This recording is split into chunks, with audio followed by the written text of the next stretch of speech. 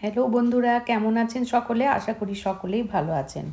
গতকালকে গিয়েছিলাম দুর্গাপুরে মায়ের ডাক্তার দেখাতে আর মেয়ের একটা ওপিজি দাঁতের এক্স-রে করাতে।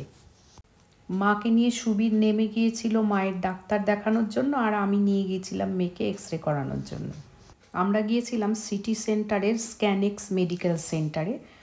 সেখানে খুব একটা সময় লাগেনি, তো সেখান থেকে আমরা গিয়েছিলাম স্মার্ট পয়েন্টে, আর স্মার্ট পয়েন্টে কিছু একটু কেনাকাটা করে আমরা চলে গেলাম আবার জাংশন মলে।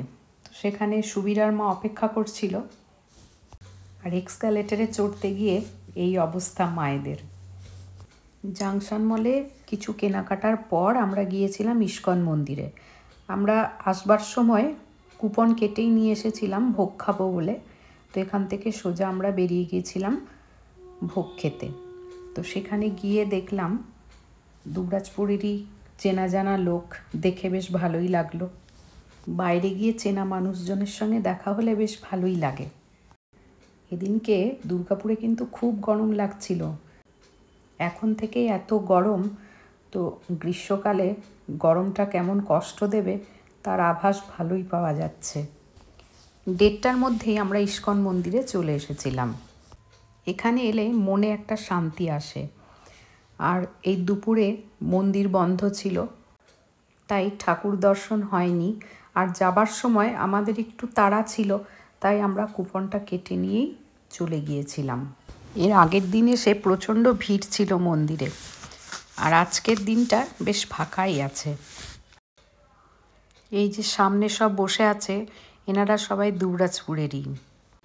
আর আজকে প্রসাদে ছিল বেগুনি, ভাত, ডাল, মিক্সড ভেজ, বাঁধাকপির কোপ্তা, পায়েস আর মিষ্টি।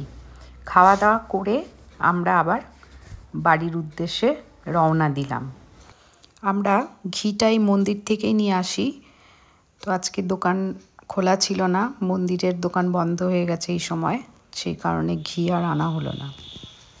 অবশ্য তার জন্য চিন্তা নেই, যাদব মাঝে মাঝেই আসে দুর্গাপুর, তাই অন্য সময় যাদবই নিয়ে যায়।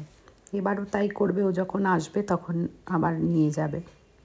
আর ছোট্টবেলা থেকেই আমার মেয়ে টেডি আর বারবির পোকা, যখনই যেত কোথাও মেলা বলুন বা যেখানেই, টেডি আর বারবি ওর চাই। বসন্তের সময় রাস্তার দুই ধারে শিমুল আর পলাশ ফুল তাদের সৌন্দর্যের ডালি নিয়ে দাঁড়িয়ে আছে। তো গাড়ি থামিয়ে যাদব কিছু পলাশ ফুল এনে দিল।